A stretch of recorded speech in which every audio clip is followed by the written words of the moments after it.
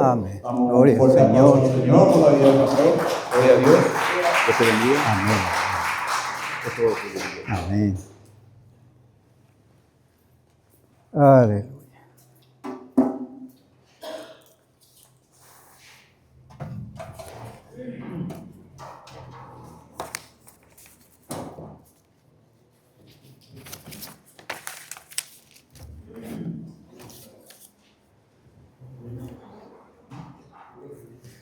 Buenos días, hermanos. Ahí se escucha bien, ¿verdad? ¿Se escucha bien? Amén. Damos gracias al Señor entonces por darnos la oportunidad de estar una vez más en la iglesia para oír lo que Él tiene que decirnos en esta mañana. Él quiere hablar a su pueblo, quiere satisfacer la necesidad de su pueblo. Y solamente a través de su palabra podemos encontrar esa satisfacción que necesitamos. Solo la palabra de Dios puede llenar nuestro corazón. Amén. Siendo así, les invito a abrir sus Biblias en el Evangelio según San Mateo, en el capítulo 13. Hoy quiero hablarles de una parábola muy conocida. Mateo capítulo 13. Y vamos a ver que a través de esta parábola el Señor Jesucristo va a revelarnos lo que tiene que ver con el reino de los cielos. El reino de los cielos que para muchos ha sido un misterio y aún hoy sigue siendo un misterio. Mateo capítulo 13 dice: aquel día salió Jesús de la casa y se sentó junto al mar. Y se le juntó mucha gente, y entrando él en la barca se sentó, y toda la gente estaba en la playa. Y les habló muchas cosas por parábolas, diciendo: he aquí el sembrador salió a sembrar, y mientras sembraba, parte de la semilla cayó junto al camino, y vinieron las aves y la comieron. Parte cayó en pedregales, donde no había mucha tierra, y brotó pronto, porque no tenía profundidad de tierra. Pero salido el sol se quemó, y porque no tenía raíz se secó. Y parte cayó entre espinos, y los espinos crecieron y la ahogaron. Pero parte cayó en buena tierra y dio fruto, cual a 100, cual a 60 y cual a 30 por uno. El que tiene oídos para oír, oiga. Bien, hoy vamos a hablar sobre los misterios del reino. Un misterio es, podemos decir, es algo escondido. En otra versión de la Biblia, por ejemplo, dice los secretos del reino de los cielos. El reino de Dios, el reino de los cielos, no es un reino terrenal, no es un reino físico, ni tampoco está localizado en un área geográfica en específica, sino que es de carácter espiritual. Por lo tanto, la manera de entrar a formar parte del reino de los cielos es espiritualmente, es decir, por medio del Espíritu de Dios. Siendo que no es terrenal y es de carácter espiritual, por eso Jesús dijo cuando le habló a Pilato: mi reino no es de este mundo.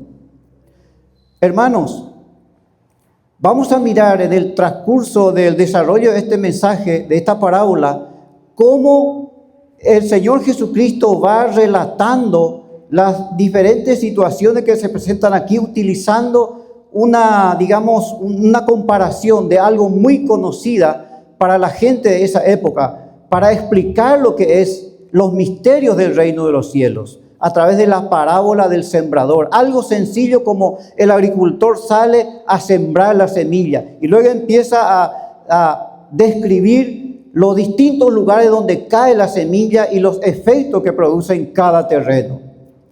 Nosotros, hermanos, podemos darnos cuenta de que los judíos esperaban no el reino de los cielos, y esto lo podemos encontrar a través de todos los evangelios.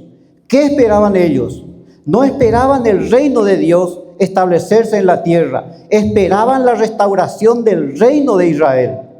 No esperaban al Hijo de Dios, esperaban al Hijo de David. Y vamos a ir a algunos dos pasajes del Antiguo Testamento que tienen su cumplimiento en el Nuevo Testamento para entender lo que los judíos esperaban que sucediera cuando viniera el Mesías prometido.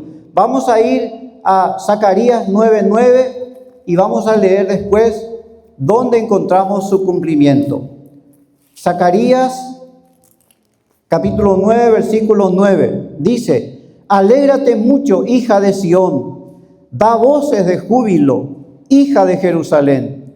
He aquí tu rey vendrá a ti, justo y salvador, humilde y cabalgando sobre un asno, sobre un pollino, hijo de asna. Y ahora vamos a leer su cumplimiento en Mateo capítulo 21, versículo 5, donde encontramos su cumplimiento. Dice: decid a la hija de Sión, he aquí tu rey viene a ti, manso y sentado sobre una asna, sobre un pollino, hijo de animal de carga.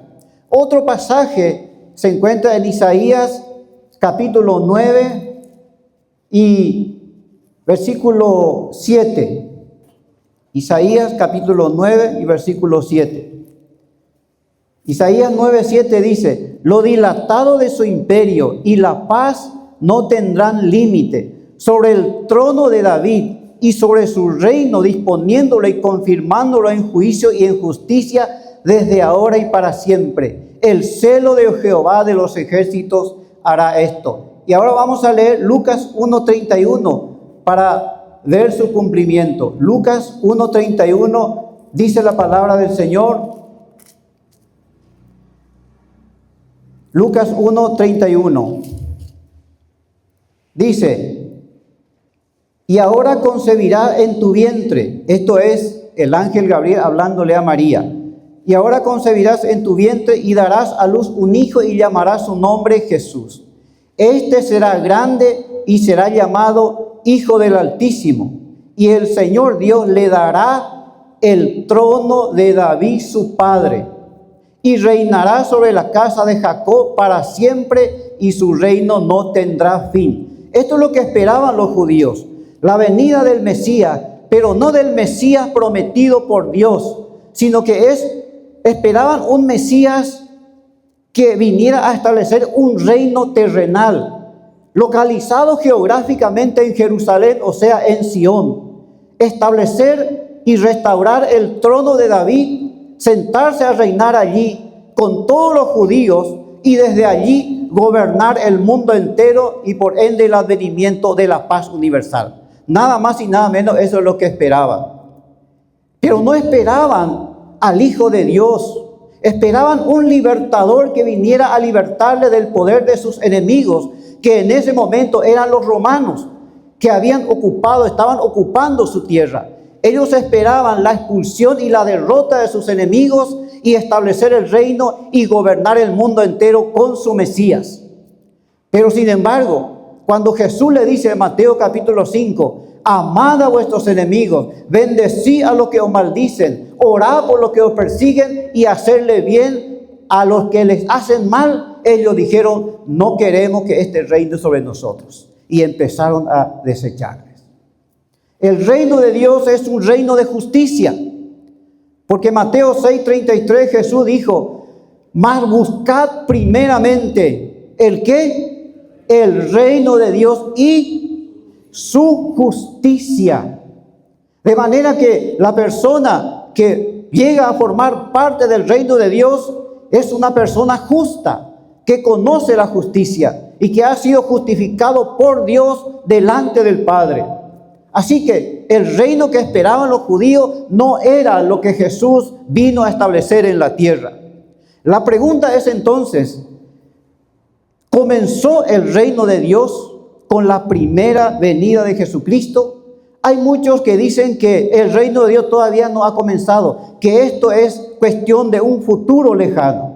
Pero vamos a ver lo que dice en Mateo 4:17.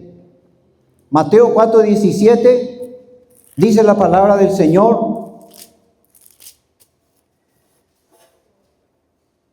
desde entonces comenzó Jesús a predicar y a decir: arrepentíos, porque el reino de los cielos se ha acercado. Y en Lucas 17, 20, 21, dice la palabra del Señor. Lucas 17, 20 y 21. Dice la palabra del Señor. Preguntado por los fariseos, ¿cuándo había de venir el reino de Dios?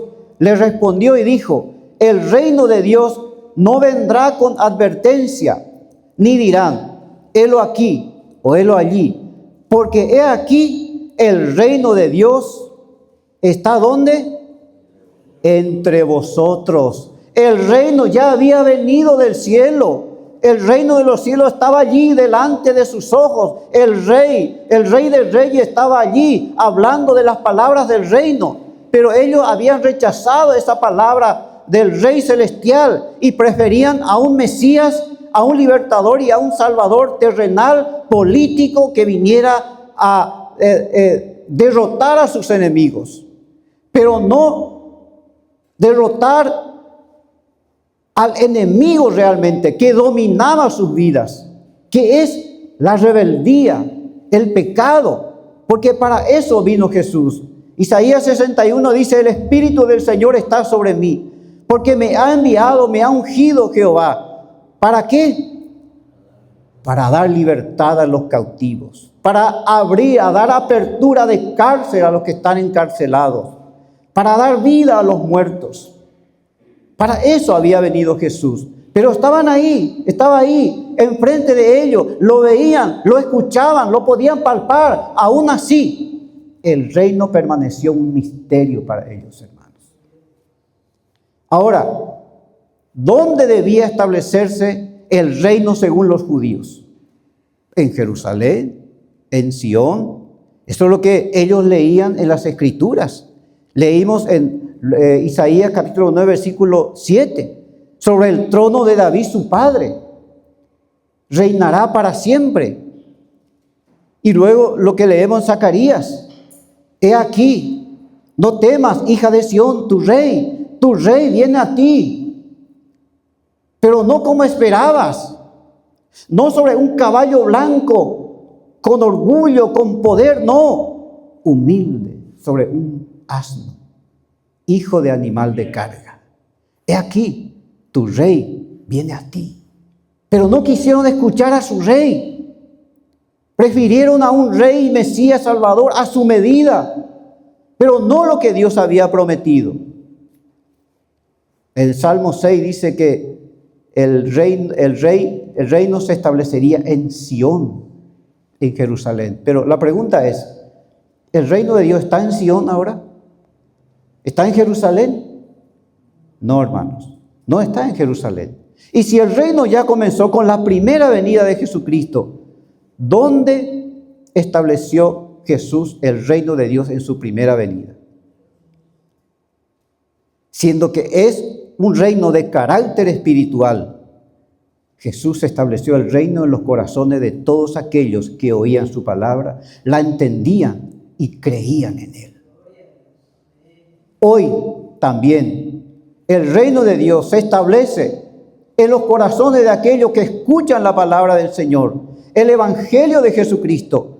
La escuchan, la entienden, la creen y la reciben a Jesús como su único y todo suficiente Salvador y Señor. Aquellos entran a formar parte del reino de los cielos. Si usted tiene a Jesucristo, hermano, hermana, en su corazón, como su único y todo suficiente Salvador y Señor, si ya le rindió, le entregó su vida, usted ya es parte del reino de los cielos. El reino de Dios ya está establecido en su vida. El Rey ya vino, el Rey ya está habitando y gobernando y reinando en tu vida. ¿Quién gobierna la iglesia hoy? ¿Dónde está ubicada la iglesia hoy? Mire lo que dice en Efesios capítulo 2, versículo 6. Efesios capítulo 2, versículo 6.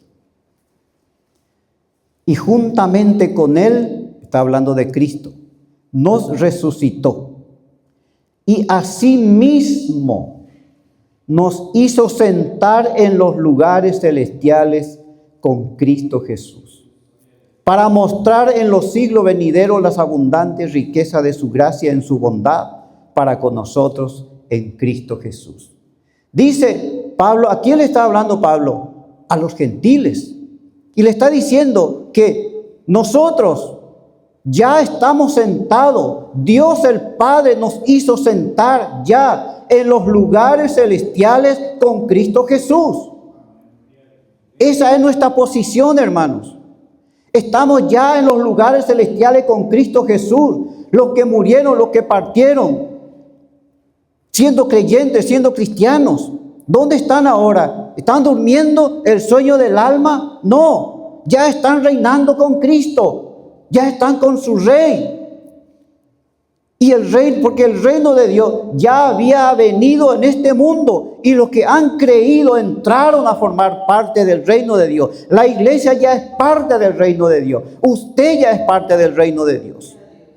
Y todo aquel que oye el Evangelio y entiende el Evangelio y le recibe a Jesucristo, llega a formar parte del reino de Dios, hermano. Todavía no en su plenitud, porque parte sigue siendo un misterio. Porque dice la Biblia que en parte conocemos y en parte entendemos. Pero cuando venga lo perfecto, entonces entenderemos completamente. Amén. Otra pregunta. Si el reino de Dios ya vino a la tierra, ya está.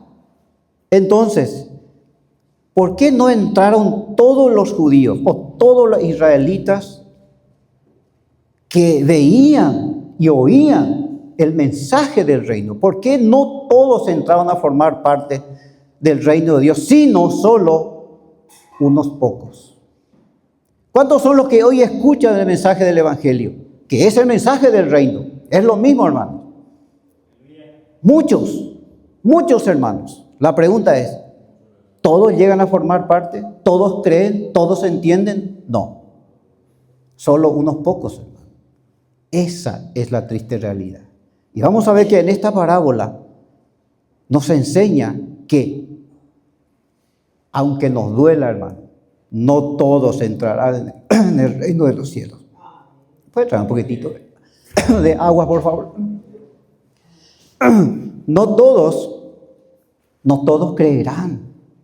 Isaías dice, Señor, ¿quién ha creído a nuestro anuncio? Usted seguramente ya le ha predicado a mucha gente, pero se ha negado a creer. La realidad triste, hermano, es que muchos no creerán. Esa es una triste realidad. Entonces, gracias, hermano.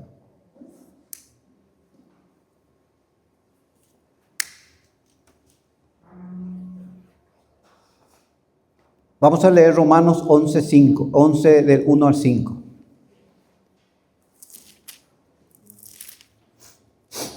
Romanos 11. ¿Por qué solo unos pocos? ¿Por qué solo un remanente, hermanos? Esto siempre ha sido así. ¿Saben, hermanos? Cuando los israelitas, el pueblo de Dios, salieron de Egipto, los teólogos y los estudiosos dicen que el número del pueblo era alrededor de 2 millones. A ponerle 2 millones. Puede ser más, puede ser menos. Los que salieron de Egipto, el pueblo de Dios, vieron las obras de Dios, vieron los milagros poderosos de Dios con sus ojos, fueron testigos en el desierto. ¿Saben cuántos de esos 2 millones llegaron a entrar en la tierra prometida, la tierra que Dios les prometió? 2. ¿Qué pasó con todo el resto de esa generación? Murieron todos en el desierto y se perdieron, hermano. ¿Verdad que es triste? Josué y Caleb. De esa generación que salió de Egipto, solo 2 entraron en la tierra prometida. Y el resto murió en el desierto. ¿Por qué? Porque se negaron a obedecer y a creer en Dios. Aunque vieron, escucharon, presenciaron, palparon todo, aún así no hubo caso, hermano. Se negaron a creer y se quedaron postrados y se perdieron en el desierto. Dice Romanos 11 del 1 al 5. Digo pues, ¿Ha desechado Dios a su pueblo? En ninguna manera. Pablo está hablando.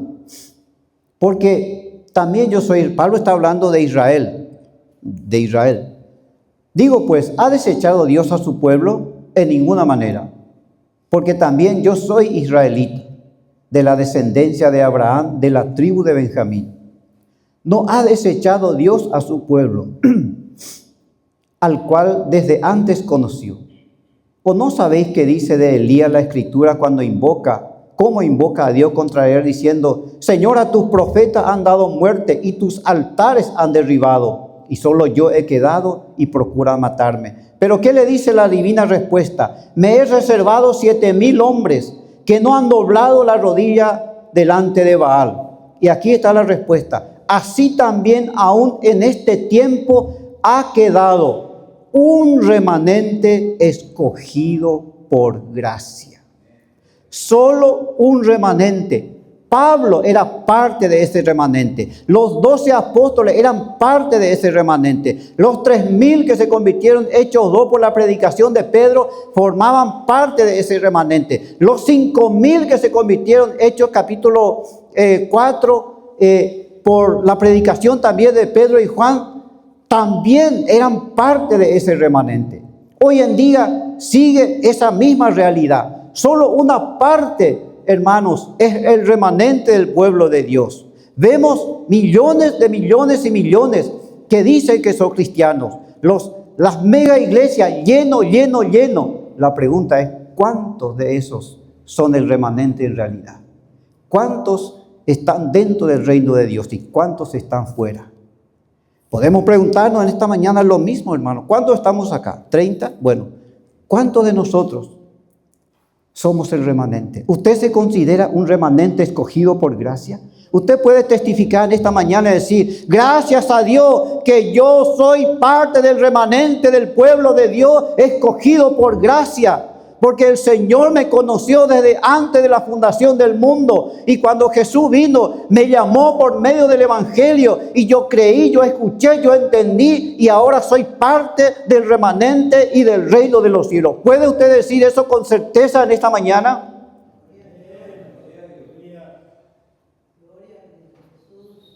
Los que entraron en el reino de los cielos formaron parte del nuevo pacto. ¿Se acuerda que Dios hizo un pacto con su pueblo? Hizo un pacto con Abraham, hizo un pacto con Moisés, hizo un pacto con David y en el monte, con Moisés en el monte Sinaí, hizo un pacto. ¿Qué pasó con ese pacto? El pueblo lo rompió, hermano, una y otra vez. De manera que Dios dijo: no, ahora haré un nuevo pacto con ellos. Ezequiel dice: escribiré mi ley en su mente. Un nuevo pacto. ¿Y qué dijo Jesús cuando estaba cenando con sus discípulos, celebrando la Pascua? Cuando partió el pan y ofreció el vino, dijo: este es el nuevo pacto en mi sangre. Y en ese nuevo pacto, en la sangre de Jesucristo, entraron todos aquellos que formaban parte del remanente del pueblo de Dios. Primeramente los judíos, porque siempre Jesús dijo que primeramente iba a predicarle a los judíos, pero luego a los gentiles. Hoy por hoy no hay gentil ni judío. Somos un solo pueblo, como cantamos hace rato. Un pueblo. No hay una nación escogida por Dios hoy. No hay dos pueblos. Uno es Israel y otro la iglesia. No. Hay un solo pueblo que se llama la iglesia de Jesucristo, que ha entrado en el nuevo pacto.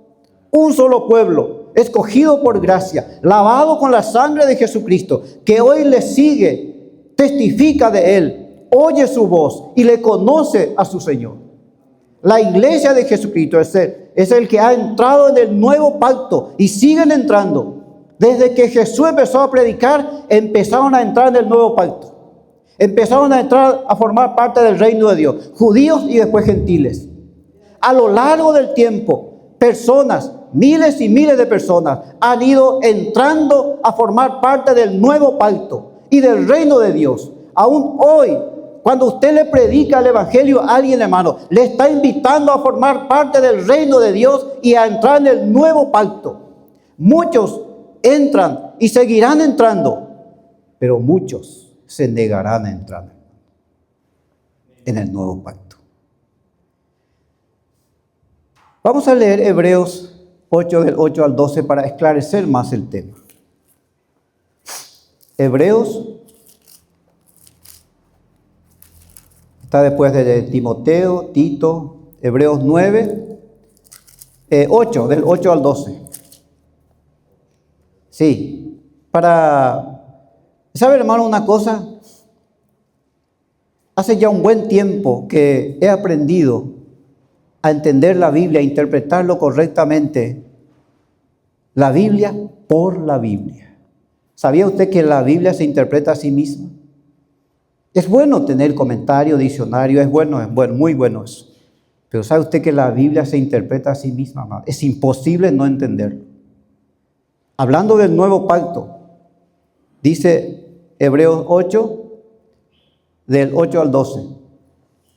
Porque reprendiéndolos dice, he aquí vienen días, dice el Señor, en que estableceré con la casa de Israel y la casa de Judá un nuevo pacto. No como el pacto que hice con sus padres, el día que los tomé de la mano para sacarlos de la tierra de Egipto. Porque ellos, ¿quiénes son ellos?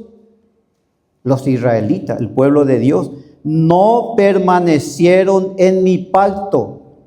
Y yo me desentendí de ellos, dice el Señor, por lo cual este es el pacto que haré con la casa de Israel. Después de aquellos días, dice el Señor. ¿Cuáles son aquellos días? Los días de Jesucristo, del Mesías.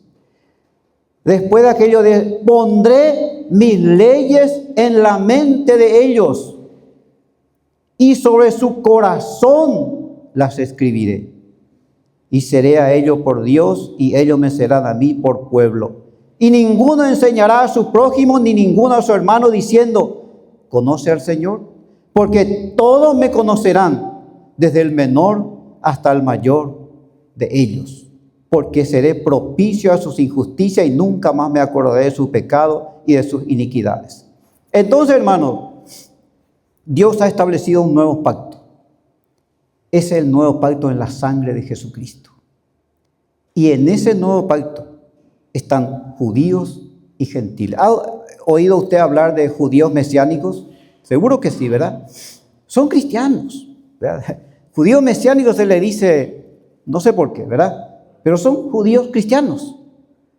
Hoy por hoy, dice la Biblia que no hay distinción entre judío ni griego. No existe. Todos los que hoy escuchan el Evangelio y creen en Jesucristo como su Salvador personal, llegan a formar parte del pueblo de Dios. Y cuando Pedro habla, en primera de Pedro dice, vosotros sois linaje escogido, descendencia escogida. ¿A quién le habla eso? ¿A los judíos? No, a los gentiles, a nosotros. Vosotros sois linaje escogido. Nación. ¿A qué nación se refiere? ¿Al que está en el Medio Oriente? No, esa es una nación pagana. Nación santa. Luego, ¿qué dice? Real sacerdocio. Pueblo adquirido por Dios. Amén. Usted y yo somos pueblo adquirido por Dios. Amén. Gloria al Señor. Entonces, ¿cuáles eran las condiciones para entrar a formar parte del reino de Dios? Los judíos pensaron que por ser descendientes de Abraham ya iban a formar parte automáticamente del reino de los cielos. Pero Jesús les dijo claramente en Juan 8:39, vamos a leer lo que dice Juan 8:39 y luego vamos a leer en Mateo 3 del 9 al 12. Juan 8. Sí.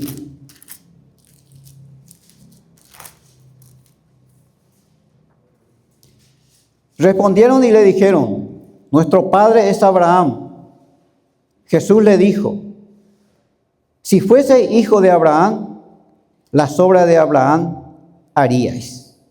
Y ahora vamos a leer el versículo 44. Miren lo que Jesús le dijo a los judíos, hermanos. Vosotros sois de vuestro padre el diablo, y los deseos de vuestro padre queréis hacer.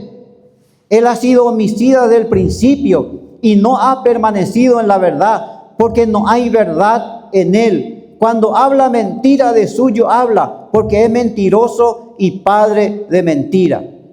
Es decir, hermanos, que no es por ser descendiente o linaje de Abraham que ellos se consideraban hijos de Dios, se consideraban el pueblo escogido de Dios y consideraban parte ya del reino de Dios. Decían, no, nosotros somos hijos de David, descendiente de Abraham. No, Jesús le dijo, no, Señor, ustedes no son descendientes de Abraham. Si fueran descendientes de Abraham, ustedes me escucharían, creerían en mí y me amarían. Pero ustedes son hijos del diablo. Fue fuerte Jesús, Jesús no andaba con rodeos, hermanos. Entonces, ¿cuáles son las condiciones para entrar al reino de Dios? Mateo 3, del 9 al 12. Y luego vamos a leer Marcos 1:15. Mateo 3. Mateo 3. Sí. Y no penséis, mire, esto es lo que Jesús le dijo a los judíos. Y no penséis decir dentro de vosotros mismos, a Abraham tenemos por padre. Porque yo os digo que Dios puede levantar hijos a Abraham aún de estas piedras.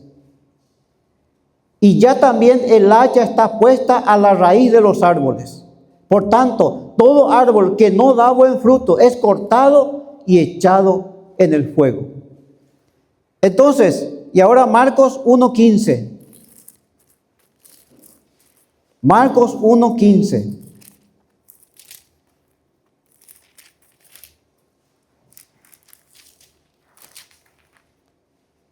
Dice la palabra de Dios en Marcos 1:15. Diciendo, el tiempo se ha cumplido y el reino de Dios se ha acercado. Arrepentíos y creed en el Evangelio. Es decir, las condiciones para llegar a formar parte del reino de Dios es por medio del arrepentimiento y la fe. Por eso Jesús le dice, el reino de Dios ya está aquí. Arrepiéntanse y crean en el Evangelio. Cuando Nicodemo le visita a Jesús en Juan capítulo 3, versículo 3, ¿qué le dijo Jesús a Nicodemo? Nicodemo, es necesario que nazcas de nuevo para ver el reino de Dios. Y en el 3:5 le dice, el que no naciere de agua y del Espíritu no puede entrar en el reino de los cielos. Esas son las condiciones para entrar a formar parte del reino de los cielos. Un nacimiento espiritual, un sincero y verdadero arrepentimiento y una fe en el corazón. Porque la Biblia dice en Romanos capítulo 10 que con el corazón se cree para justicia, pero con la boca se confiesa para salvación. Es el arrepentimiento y la fe. Y los judíos querían entrar a formar parte del reino así nada más, sin arrepentirse, sin haber humillado su corazón. Usted no puede ser parte del reino de Dios así por así. Es como decir, bueno, el hijo de un cristiano es cristiano. No. O el hijo de un pastor o líder o predicador, lo que sea, es automáticamente cristiano. No. El que nace en un hogar cristiano es un hijo cristiano. No.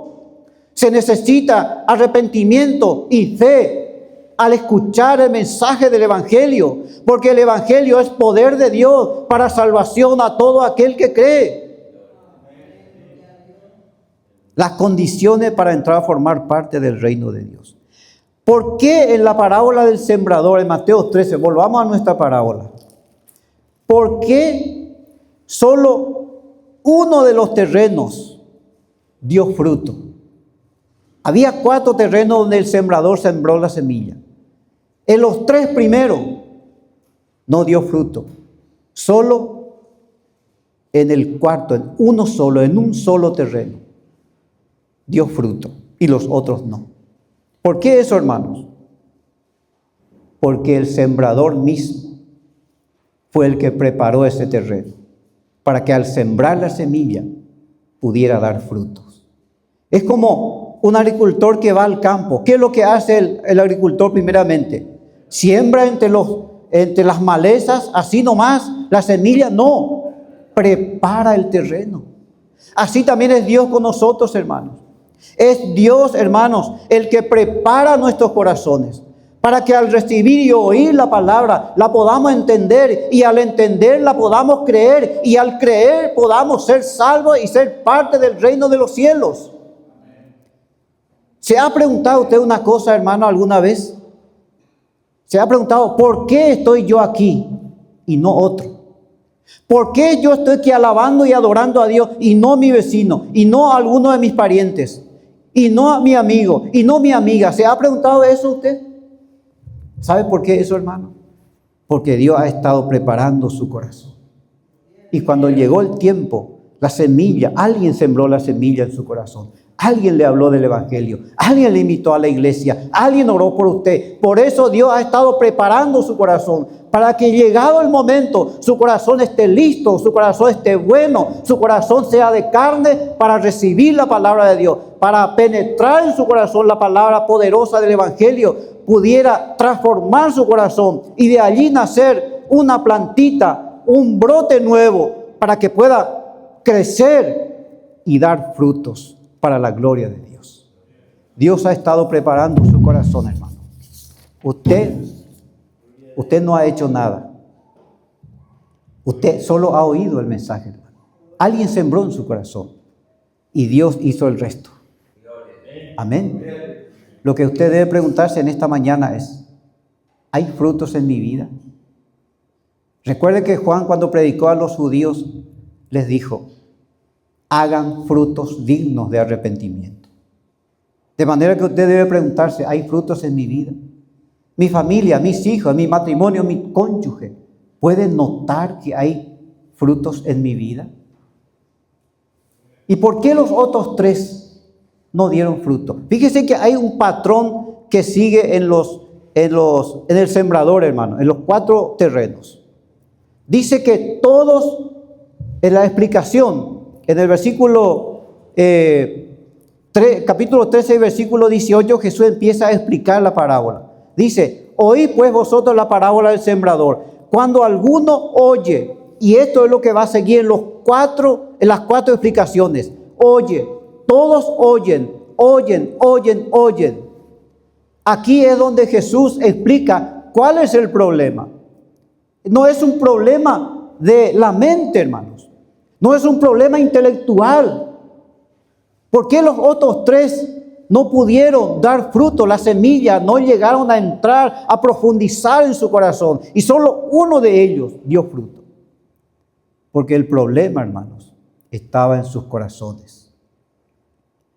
Por eso Jesús habla de un juicio que implícitamente está aquí. Dice en el 13:14, dice: de manera, antes de eso, fíjese lo que Jesús le dice a sus discípulos. En el 10, entonces acercándose los discípulos le dijeron: ¿por qué les habla por parábolas? Él respondiendo le dijo: porque a vosotros os he dado saber los misterios del reino de los cielos, pero a ellos no. ¿Cómo? Jesús le dijo, fíjese bien en esta frase de Jesús, hermano. Los discípulos se dieron cuenta que de repente Jesús cambió la metodología de su enseñanza y empieza a hablar por parábolas. Y le dice: ¿pero por qué les hablas a ellos por parábolas y a nosotros no?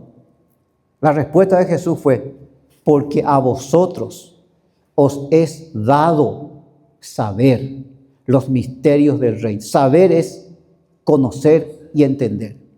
A ustedes les es dado. ¿Quién les dio a entender a ellos? Dios mismo.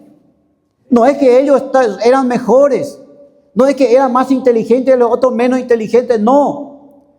Es que Dios abrió los ojos de ellos y los oídos de ellos para que al ver y al oír y el corazón preparó Él mismo de antemano para que al oír la palabra puedan recibirlo y entenderlo y ser salvos, hermano. Y eso es lo que Dios hace en nuestros corazones. Siempre ha estado preparando nuestros corazones, desde siempre, hermanos. De alguna manera, para que al momento de que alguien siembre en nuestro corazón la semilla del Evangelio, esa semilla pueda brotar, crecer y dar frutos. Es Dios el que hace todo, hermano. Usted está aquí y puede levantar su mano y glorificar a Dios, decirle gloria a Dios, porque soy parte de tu reino. Yo fui escogido por gracia. Gracias, Señor. Hoy te alabo, hoy te adoro. ¿Por qué? Porque Dios le ha hecho saber. Fue Dios, no usted. No hay mérito en nosotros. No hicimos obras. Dios lo ha hecho todo. Cuando los judíos le preguntaban a Jesús, le dijeron, ¿qué tenemos que hacer para poder, qué obras tenemos que hacer para entrar a tener la vida, entrar en el reino de Dios? ¿Y qué le dijo Jesús? Esta es la obra, que creáis en el que Dios ha enviado.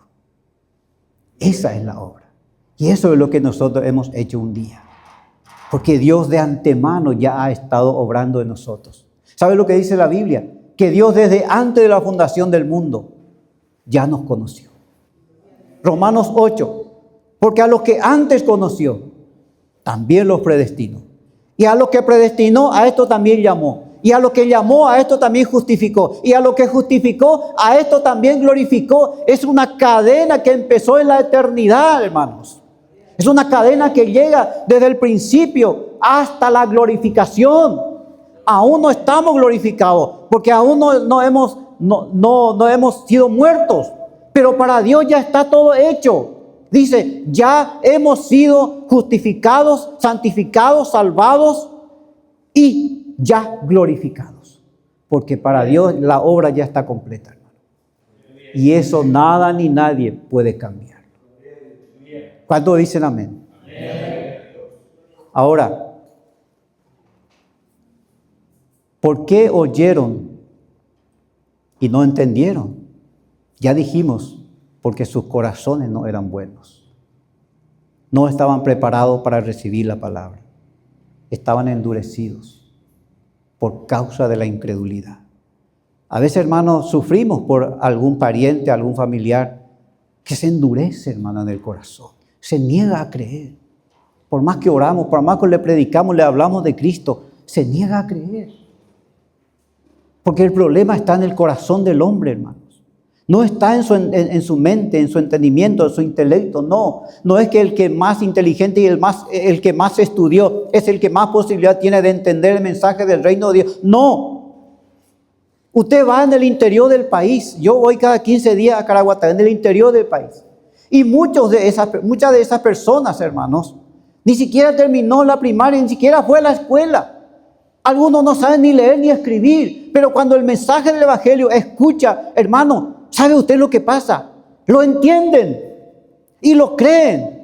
¿Por qué? Porque su corazón es bueno, porque su corazón estaba preparado para recibir la palabra del Señor. Y cuando recibió la palabra del Señor, y porque su corazón ya ha estado listo y preparado, la semilla brotó enseguida. Y el reino de los cielos dejó de ser un misterio para esa persona, que no ha visto libro en su vida. Pero Dios le abrió los ojos y le abrió el entendimiento. Y ellos creyeron en el corazón. Y hoy están alabando y entienden más que un doctor la Biblia, la palabra de Dios, hermano. Al leerlo, le es iluminado. Porque el Espíritu Santo lo que hace es que cuando una persona es creyente, es cristiana, ha nacido de nuevo, al leer la palabra de Dios, el Espíritu Santo le abre los ojos, le ilumina. Le revela las verdades de Dios para que pueda entenderlo más y más y más. Y eso es lo que pasa con mucha gente, hermano. Pero una cosa más. ¿Sabe, hermano, que como tercer punto hay una idea de juicio que dijimos? una idea de juicio que vendría sobre esa generación. Y hay un juicio que vendrá también, hermanos, sobre esta nuestra generación. La idea del juicio está presente en la Biblia. Mire lo que dice Mateo 13:14. Juan el Bautista ya lo mencionó al principio de su predicación. Mateo 13, ahí está primero vamos a leer Mateo 13, del 14 en adelante, para ver que aquí implícitamente ya está la idea del juicio. Dice, de manera que se cumple en ello la profecía de Isaías que dijo, de oído oiréis y no entenderéis, y viendo veréis y no percibiréis, porque el corazón de este pueblo se ha engrosado, y con los oídos oyen pesadamente, y han cerrado sus ojos, para que no vean con los ojos, y oigan con los oídos, y con el corazón entiendan, y se conviertan, y yo los sane. Jesús dijo, ¿por qué estos cerraron sus oídos? Y a propósito, se negaron a ver. Su corazón estaba endurecido. ¿Sabe por qué? Porque esto ya estaba profetizado, hermano. En Isaías capítulo 6. No vamos a leer, pero voy a mencionar. Isaías 6, cuando Isaías dice, heme aquí, Señor, envíame a mí. ¿Y qué le dijo Dios? Ve y di a este pueblo, de oído oiréis, pero no entenderéis. Y viendo veréis, mas no percibiréis. Y esto es lo que Jesús dice aquí. Se cumple en estos que escuchaban, pero no entendían. Se cumple lo que profetizó Isaías en el capítulo 6. Dijo Isaías que ellos no entenderían, que cegarían sus ojos, que cerrarían su corazón, que no verían, no querrían ver ni oír, que rechazarían el mensaje del Evangelio. De manera que hay un juicio que por haber rechazado el mensaje del Evangelio estaba presente ya sobre esa generación, hermanos. Y de esto ya habló Juan el Bautista al comienzo de su predicación. También lo habló Jesús y en el resto de los evangelios y en el resto de las cartas. Podemos ver, hermanos, que el juicio siempre está presente. Porque ¿sabe qué? Jesús no solo vino para salvar, también vino para hacer juicio. Mire lo que dice en Mateo capítulo 3. Mateo, lo que dijo Juan el Bautista. Mateo 3.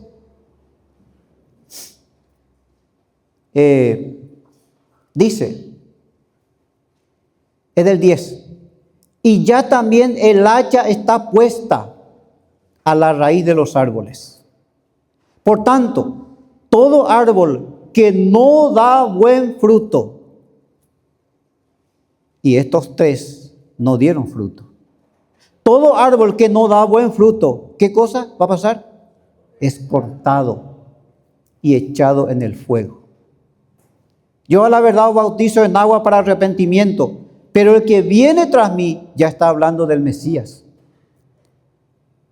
cuyo calzado yo no soy digno de llevar, es más poderoso que yo. Él os bautizará en Espíritu Santo y fuego. Esto no es el fuego de lengua en Hechos 2, es fuego del juicio. Porque a continuación dice, su aventador está en su mano y limpiará su era y recogerá su trigo en el granero y quemará la paja en fuego que nunca se apagará. Ahí estaba ya, hermanos, ya el juicio explicado en la Biblia, hermanos. El juicio de Dios. ¿Qué sucedió con esa generación? Recibió el juicio de Dios, hermanos. Si usted lee Mateo 24, se va a dar cuenta de lo que ocurrió con esa generación. ¿Qué le dijo Jesús a sus discípulos? Primero dijo que el templo sería destruido. Los discípulos le llevaron frente al templo y le dijeron, Maestro, mira esta obra de arte. Es una de las maravillas del mundo antiguo. Qué orgulloso que somos nosotros los judíos. y como que alguien viene con una aguja y pincha el globo. ¿Sabe lo que Jesús le dijo? ¿Veis todo esto? No quedará piedra sobre piedra que no sea derribada. ¿Pasó eso? Por supuesto, en el año 70 después de Cristo, 40 años después, ya los romanos invadieron Jerusalén. El ejército de Vespasiano envió legiones innumerables porque se produjo una rebelión en Jerusalén. Y él envió y aplastó esa rebelión, hermanos. Dice que en el 68 los romanos rodearon Jerusalén. ¿Sabe qué dice Mateo 21 y Lucas 19 cuando Jesús se acercaba a Jerusalén? En un momento dado, dice que se quedó y miró la ciudad. ¿Y qué hizo Jesús con ella? Lloró sobre Jerusalén. Lloró. Y le dijo, oh, si tú también conocieras tu día. Pero por cuanto está oculto de tus ojos, vendrá día en que serás destruida. Y Jesús le dice a sus discípulos, cuando veáis a Jerusalén rodeado de ejército, sabed que el juicio ha llegado. En el 68 los romanos rodearon la ciudad entera de Jerusalén durante 2 años. No dejaron entrar ni salir a nadie. No podía entrar alimento del campo ni de la ciudad al campo. Nadie podía entrar ni salir. Y a los 1 año ya terminó todo, ya no había nada que comer y empezaron a morir de hambre. Y en el año 70, justo 40 años después de que Jesús dijo que sucedería, los romanos rompieron el muro, entraron y encontraron, dice, como 1 millón de muertos de hambre. Y el resto fueron masacrados. Destruyeron el templo y no dejó piedra sobre piedra. ¿Sabe por qué Jesús dijo no van a dejar una piedra sobre otra piedra? Porque los romanos entraron y pensaron, o sea, oyeron el rumor de que entre las piedras del templo había tesoro que los judíos habían guardado. Entonces excavaron y quitaron piedra sobre piedra para buscar el tesoro. Por supuesto, no encontraron nada según la historia, pero Jesús dijo que eso iba a pasar y eso pasó. Porque cuando Dios habla, se cumple, hermanos. Eso fue lo que le pasó a esa generación. Sufrió el juicio de Dios. Terrible fue eso, hermano. Ahí comenzó lo que se llama la gran diáspora. Por eso los judíos salieron y se esparcieron por todo el mundo hasta el día de hoy. Entonces, otra pregunta. ¿Qué les espera a los que hoy rechazan el mensaje del reino de Dios? Los que oyen y siempre oyen, pero siempre están rechazando. Les aguarda, hermano, lo mismo que les sucedió a esa generación. Enfrentar el juicio de Dios. Entonces, hermanos, sabiendo lo que va a pasar, lo que ya pasó, Jesús dijo que ya pasó, que iba a pasar y pasó, está en la historia. Pero luego nos advierte a nosotros, hermanos, que volverá a pasar. Habrá un juicio en el futuro. ¿Sabe lo que pasa cuando una persona muere sin Cristo? ¿A dónde va? A enfrentar el juicio. Muere y un día va a resucitar. ¿Para qué? Para enfrentar la ira de Dios. Esa es la realidad. Pero ¿qué pasa cuando un cristiano muere? ¿A dónde va? Se va con Cristo para reinar con Cristo. Para concluir este mensaje, algunas preguntas. ¿Está nuestro corazón preparado en esta mañana para recibir la palabra de Dios? ¿A cuál de estos 4 terrenos se parece tu vida, hermano, tu corazón? ¿Con cuál te comparas? ¿Con el primero, que fue sembrado al costado del camino y vinieron las aves y la robaron? Esto es lo que pasa con muchos. Y luego los que cayeron en pedregales. Dice que no tenía raíz en sí porque había poca tierra. Y la semilla brotó rápido. Pero salido el sol abrasador lo quemó y se perdió y no dio fruto.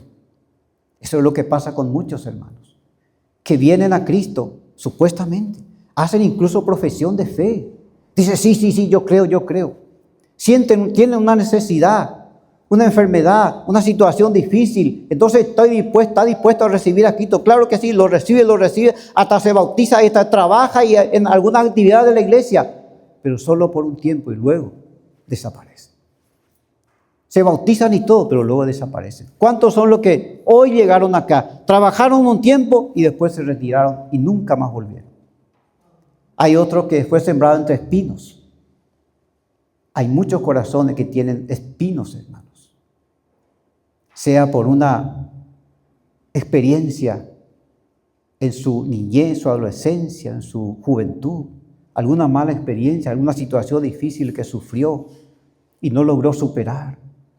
Hay espina en el corazón de muchos, algún resentimiento, algún rencor, algún odio, algún temor, alguna duda, que muchas veces se le presenta el Evangelio, pero dice que el afán de este siglo y el engaño de la riqueza, las preocupaciones de la vida, ahogan la semilla y no da fruto. Pero el último, el número 4, dice que se sembró la semilla allí porque el corazón era bueno. Mire lo que dice en Mateo 13, para terminar, Mateo 13, 23. Mas el que fue sembrado en buena tierra, este es el que oye y entiende la palabra y da fruto y produce a 100, a 60 y a 30 por uno. ¿Es usted uno de estos, hermano? ¿Es usted uno que está dando fruto a 30, a 60 y a 100 por uno? ¿Hay frutos de arrepentimiento en tu corazón? ¿Cuáles son los frutos de tu corazón? ¿Hay frutos de un cambio verdadero en tu vida? ¿Hay frutos de salvación, frutos de santidad en tu nueva vida? ¿O todavía no se ve nada? Si aún no, en esta mañana Dios puede hacer que tu corazón empiece a dar frutos para que Dios sea glorificado en tu vida. Vamos a levantarnos y orar a Dios al Señor. En esta mañana el Señor conoce nuestros corazones, sabe qué clase de terreno es nuestro corazón. Si hay dudas en tu corazón, hermano, hermana, si hay algo te confunde, no estás entendiendo bien lo que es el cristianismo, lo que es el reino de Dios, en esta mañana puedes acercarte al Señor y decirle: Señor, dame entendimiento. Yo quiero oír y entender. Ayúdame a entender, Señor, lo que es tenerte a ti como Salvador y como Señor. No quiero ser alguien que viva en la incertidumbre o en el temor siempre, o en las dudas. Quiero estar seguro. Quiero hablar de ti a otros con seguridad y con certeza. Quiero mostrar que en mi vida sí hay fruto. Quiero mostrar en mi vida que sí, tú estás allí reinando y estableciste tu reino en mi corazón. Quiero que en mi hogar sepan que yo soy un hijo tuyo, una hija tuya, que soy parte de tu reino, parte de ese remanente.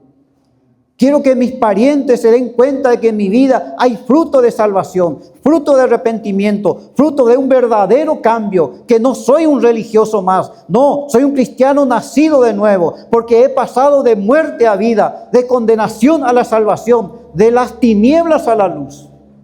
Quiero que todos, Señor, sepan eso. Quiero que mis parientes sepan eso. Quiero que mis amigos sepan eso.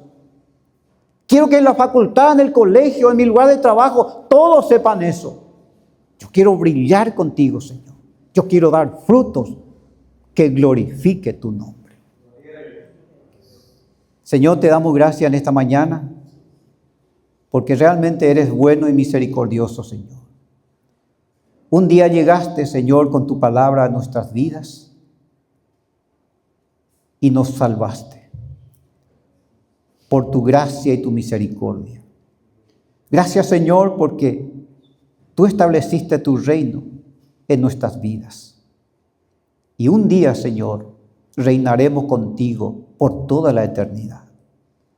Gracias, Señor, porque eres fiel y misericordioso. Eres nuestro gran sumo sacerdote. Eres nuestro intercesor, nuestro abogado, que intercedes por nosotros todos los días para que podamos mantenernos firmes y seguir adelante. Gracias, Señor, porque tú eres el que en tu fidelidad nos has amado desde antes de la fundación del mundo. Nos has llamado, nos has justificado, nos has perdonado, nos has santificado y ya por la fe nos has glorificado, porque para ti la obra ya está completa, Señor. Gracias por habernos traído a tu redil para ser tus ovejas, que te siguen y oye tu voz. Te pido, Señor, por cada uno de los hermanos y hermanas que han llegado aquí, jóvenes, niños, matrimonios que han llegado aquí. Te pido, Señor, que estés obrando en sus vidas, que quites toda incertidumbre de sus corazones, que no haya espino en el corazón de nadie, que no haya piedras en el corazón de nadie, que no haya dureza de corazón, sino que nuestros corazones, Señor, siempre estén listos y preparados para oír tu voz y poner por obra tu palabra. Encomiendo en tus manos la vida de cada uno de los que están aquí. Y te pido que tú los guardes, Señor, de todo mal y de todo peligro. Que los guardes de toda enfermedad y dolencia. Que los guardes de toda maldad, maldad humana o maldad espiritual. Que bendiga su vida cada día, para que cada uno de ellos, Señor, esté seguro en su corazón, en su mente, que tú ya has hecho la obra completa en su vida. Y lo que les corresponde es perseverar en la iglesia, trabajar en tu obra, servirte, testificar de ti y dar frutos en abundancia. Gracias por todo, Padre. En el nombre de Jesús. Amén. Gloria al Señor.